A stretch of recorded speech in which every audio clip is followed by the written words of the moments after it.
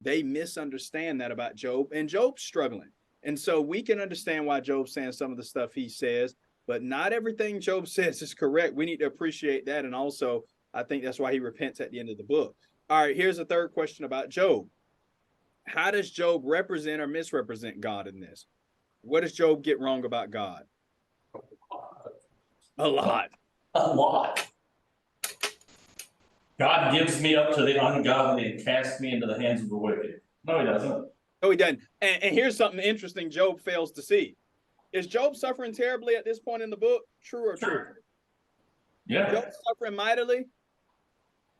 No, he's already suffered. He's going through the last part of his suffering. Yeah, but is it hard for Job right now? Yes. Yeah. Now, here's the question we got to be thinking about. Now, let's not be too hard on Job. We've never walked in his shoes, but here's what we should be thinking. What, as bad as Job had it, what or who was keeping it from getting any worse? God.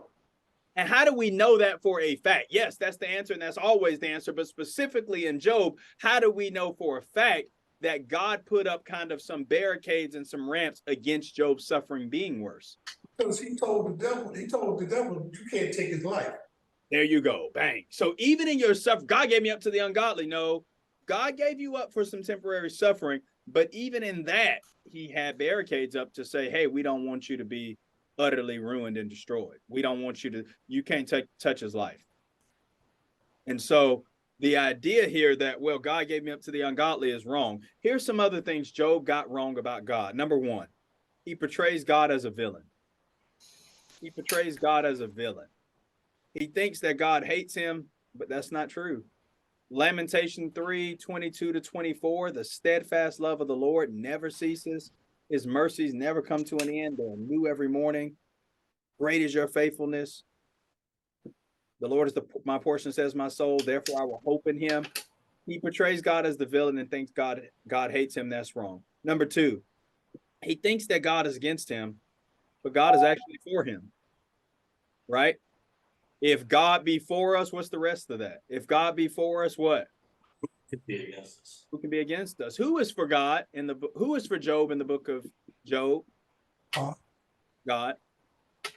And only God, apparently. Yeah. Really? I mean, really, if you run the list down, Job, you've got a very small corner, my man. One, God, that's it. But you still have the majority with God. Number one, he makes God the villain. Number two, he thinks God is against him. Number three, he thinks that God wants to crush him, but God really wants to crown him. And he will at the end of the book. He thinks God wants to crush him, but God really wants to crown him. And then next, he misrepresents God in that he thinks that God wants to see him in the grave. That's chapter 17. Let me just go on to the grave.